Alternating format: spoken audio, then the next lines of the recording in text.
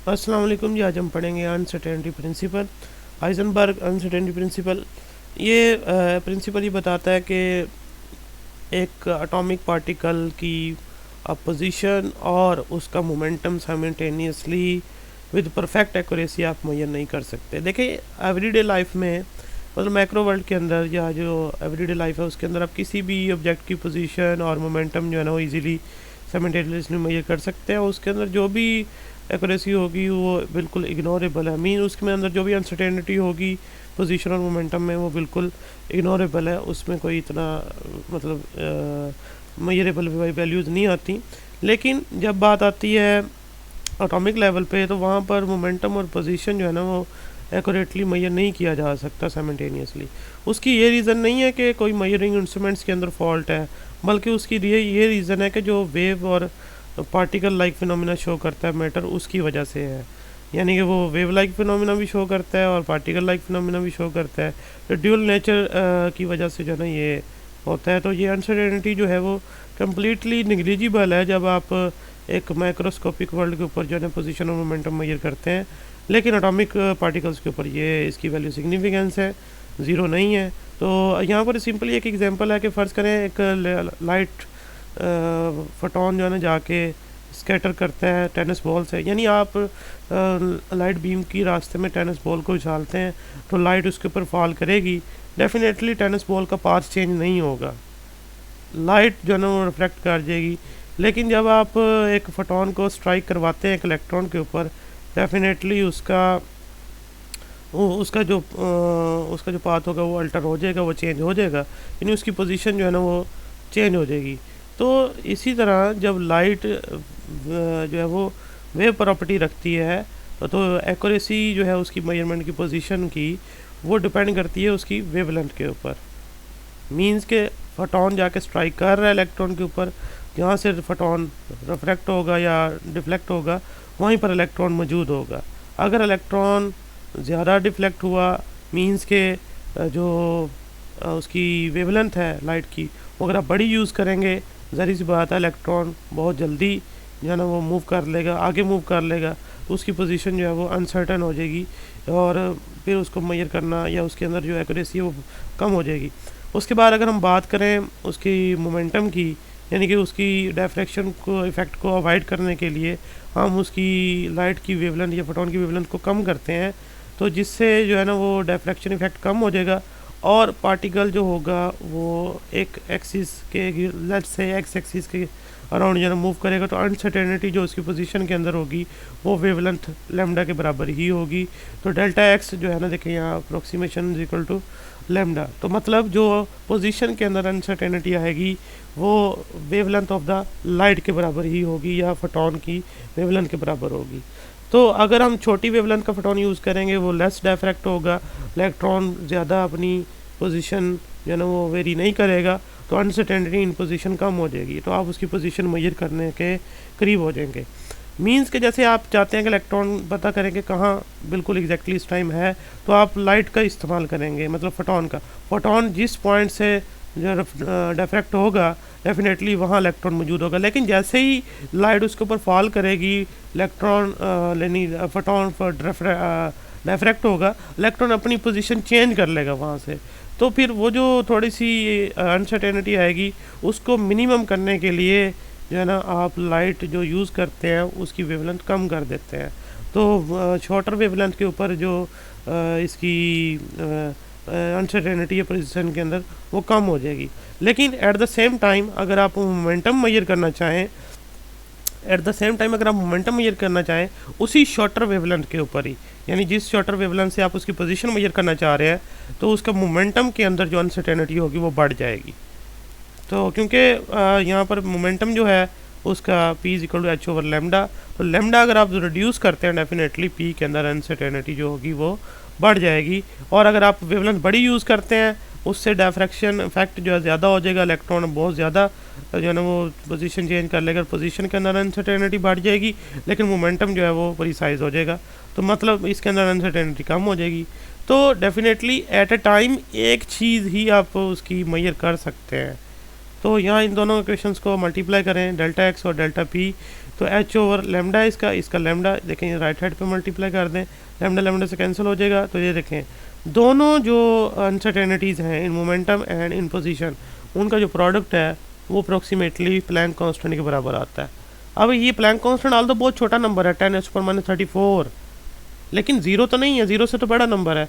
तो everyday life के अंदर जो है वो ये दोनों अनसर्टेनिटीज़ ऑलमोस्ट ज़ीरो ही, यानी आप अगर किसी चीज़ कहते हैं ये फलानी चीज़ कहाँ पर इस टाइम आपके सामने जो है वो जी ये इसकी पोजीशन, डेफिनेटली अब डेल्टा एक्स जो है वो ज़ीरो होगा आपके लिए, मीन्स पोजीशन में कोई अनसर्टेनिटी नहीं होगी। उसका मोमेंटम मेजर करना है simply mass multiply by velocity, तो मोमेंटम में भी किसी किस्म की कोई अनसर्टेनिटी नहीं होगी, तो फिर वो ज़ीरो के बराबर आता है एवरी ये माइक्रोस्कोपिक वर्ल्ड के अंदर।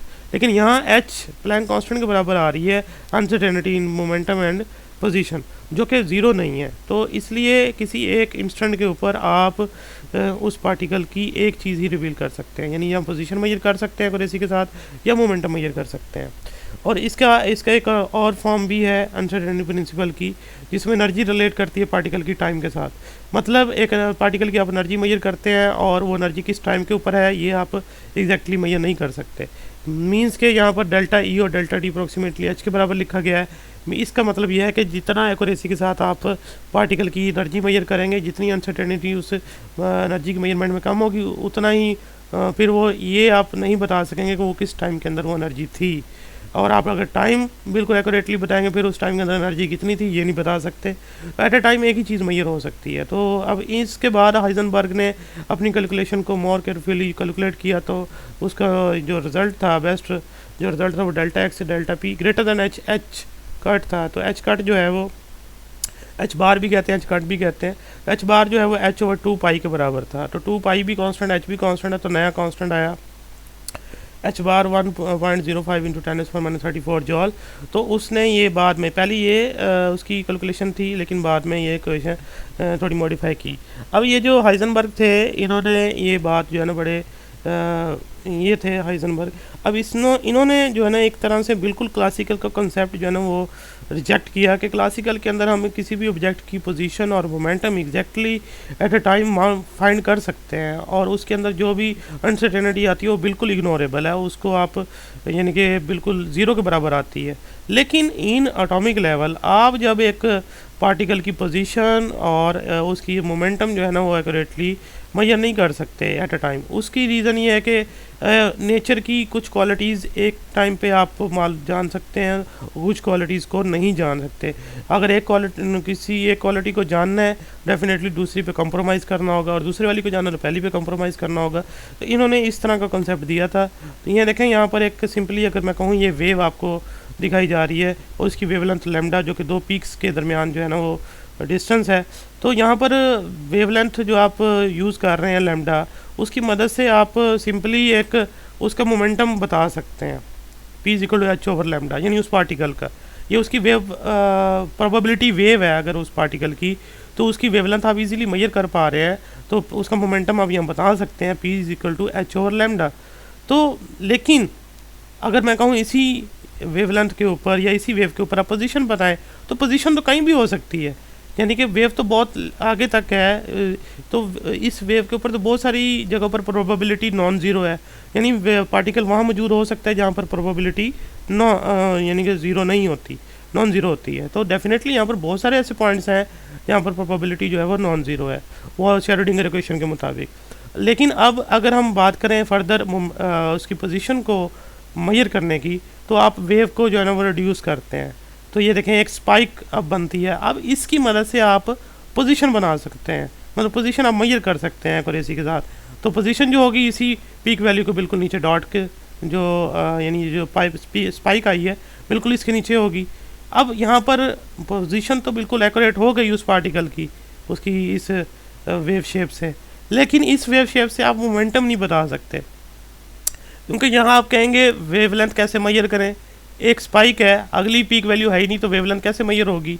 तो वेवलेंथ जब मेजर ही नहीं हो सकेगी सही तरह से, तो आप मोमेंटम नहीं मेजर कर सकते। लेकिन यहाँ आप एग्जैक्टली पोजीशन बता पा रहे हैं, क्योंकि एक पर्टिकुलर पॉइंट के ऊपर जो उसकी प्रोबेबिलिटी वो मैक्सिमम है, तो यहाँ इलेक्ट्रॉन के पाए जाने के चांसेस बहुत ज़्यादा है। तो उसकी पोजीशन के अंदर जो यानी कि अनसर्टेनिटी है वो यहाँ पर बिल्कुल कम हो गई, लेकिन मोमेंटम के अंदर देखें अनसर्टेनिटी बहुत बढ़ गई है। तो इसी तरह एट अ टाइम आप एक चीज़ की तरफ जो है ना वो जा सकते हैं या एक चीज़ मेजर कर सकते हैं, दूसरी फिर अनसर्टन हो जाती है।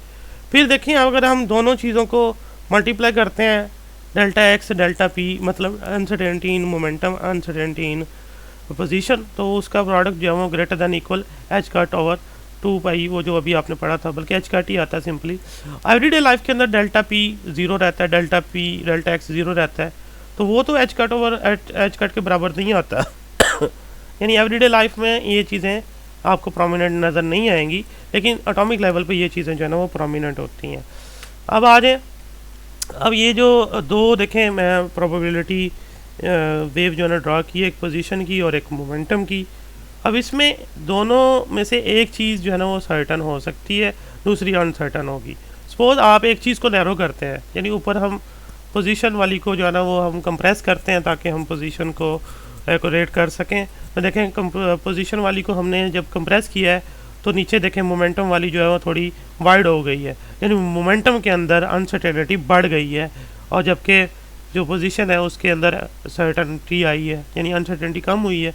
और इसी तरह अगर हम दूसरा करें, यानी मोमेंटम वाले को कंप्रेस करें, मोमेंटम वाली वेव को कंप्रेस किया तो डेफिनेटली जो ऊपर पोजीशन वाली वेव है वो देखें एक्सपेंड हो गई है, तो पोजीशन के अंदर अनसर्टेनिटी बढ़ गई है।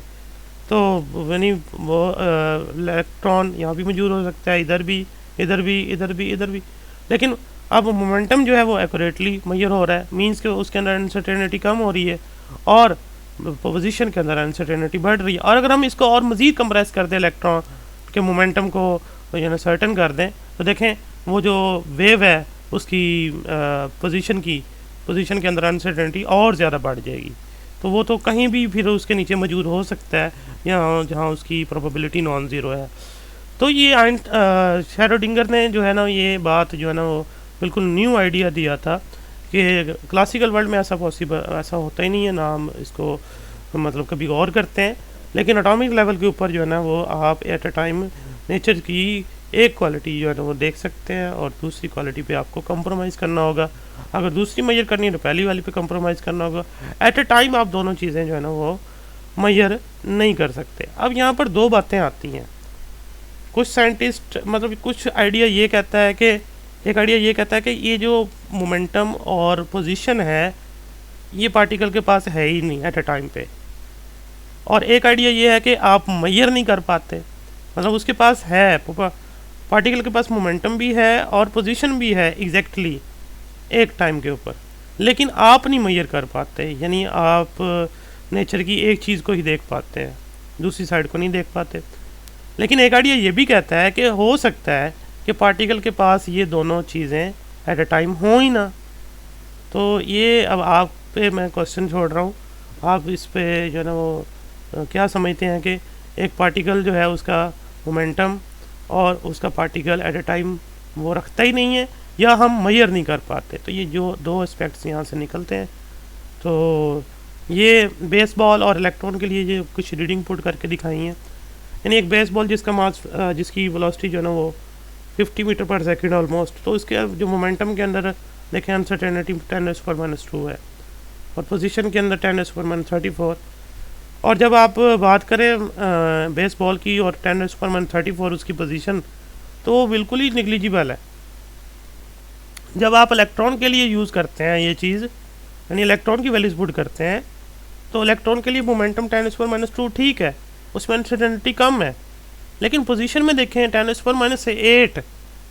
अब इलेक्ट्रॉन एटॉमिक लेवल पर रहता है, ज़ाहिर सी बात है 10⁻8 बहुत ज़्यादा है उसके लिए, क्योंकि एटम का साइज़ ही 10⁻10 है। तो इस तरह इलेक्ट्रॉन कहाँ होगा, तो उसकी पोजीशन जो है ना अनसर्टन हो जाएगी जब आप मोमेंटम को सर्टन करेंगे। तो ये हाइजेनबर्ग ने एक बड़ी यानी कि क्वांटम वर्ल्ड के अंदर बहुत ज़बरदस्त यानी कि अपनी ये चीज़ इंट्रोड्यूस करवाई थी, तो उन्हीं के नाम से ये हाइजेनबर्ग अनसर्टेनिटी प्रिंसिपल रखा गया नाम इसका, और उनको 1932 के अंदर नोबेल प्राइज़ भी मिला इस बात पे, क्वांटम मैकेनिक्स के अंदर डेवलपमेंट के। इसकी एप्लीकेशन है, इससे हमें बहुत सारी बातें और भी पता चलेंगी। मेन हाइजेनबर्ग प्रिंसिपल से ये हमें पता चलेगा कि इलेक्ट्रॉन एटम के अंदर तो मौजूद हो सकता है कहीं, लेकिन कभी भी न्यूक्लियस के अंदर नहीं हो सकता। ये वाली चीज़ें अगले चैप्टर में जो है ना वो आपको नज़र आएंगी। चैप्टर जो है ना ये आपका क्लोज़ हुआ। अगर कोई बात ना समझ आए तो आप कमेंट कर सकते हैं। नेक्स्ट फिर इंशाल्लाह एग्जाम्पल और शॉर्ट क्वेश्चन और न्यूमेरिकल्स हैं वो डिस्कस करेंगे। अल्लाह हाफिज़।